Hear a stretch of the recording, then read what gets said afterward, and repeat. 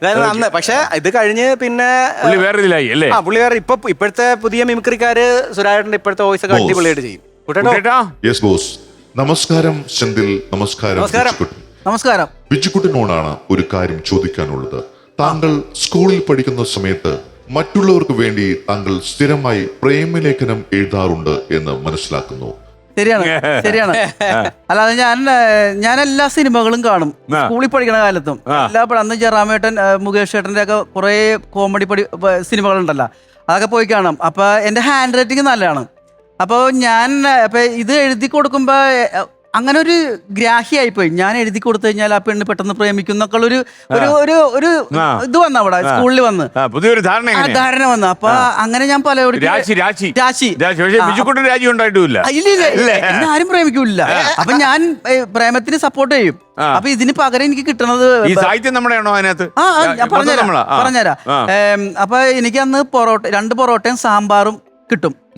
അപ്പൊ നമുക്ക് ഒരു പ്രേമലേഖത്തിന്.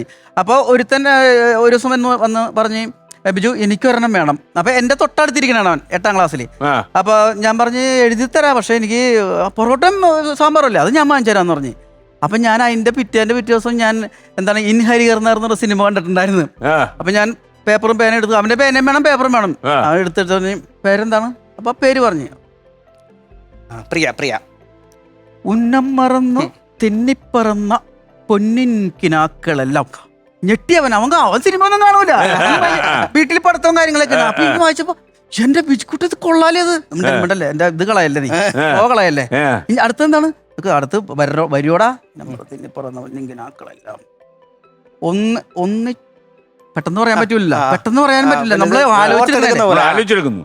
ഒന്നിച്ചെടുത്ത് കരലിനകത്ത് ചില്ലിട്ടടച്ചതല്ലേ. അതെങ്ങനെയുണ്ട്?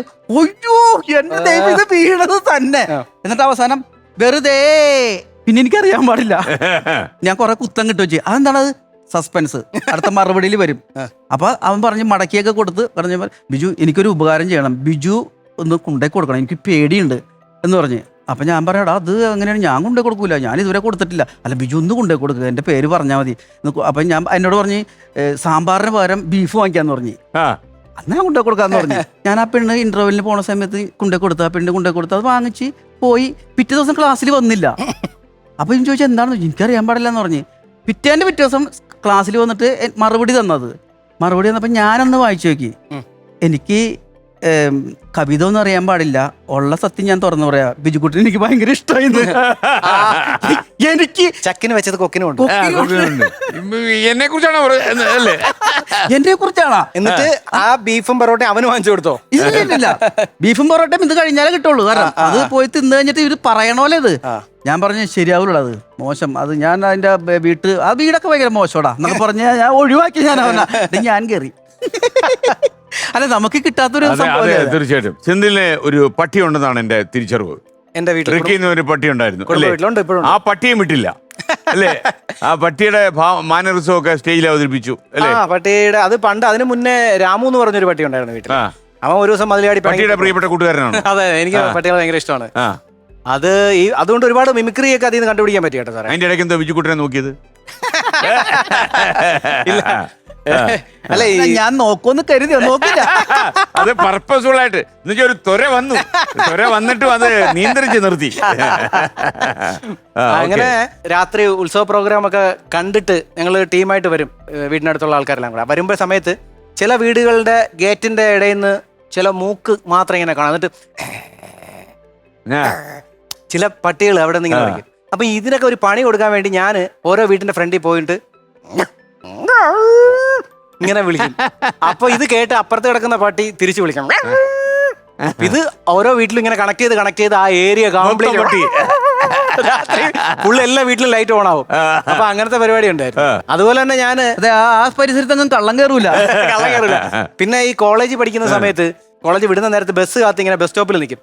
അപ്പൊ ഈ പെൺപിള്ളേരുടെ അറ്റൻഷൻ കിട്ടാൻ വേണ്ടിയിട്ട് നമ്മൾ ചില വലിയ പാടാ. അപ്പൊ ചെറിയ നമ്പറുകളൊക്കെ നമ്മൾ അടിക്കും. അപ്പൊ അതായത് ഈ ചില പെൺകുട്ടികൾ ബസ് സ്റ്റോപ്പിൽ നിൽക്കുമ്പോഴത്തേക്കും തൊട്ടപ്പുറത്തെ ഏതെങ്കിലും നാടൻ പട്ടികൾ അവിടെയൊക്കെ കിടക്കും. അപ്പൊ ഞാൻ ചുമ്മാ ഇങ്ങനെ ആക്കും. അപ്പൊ ഈ സൗണ്ട് അവർ കേൾക്കുമ്പോ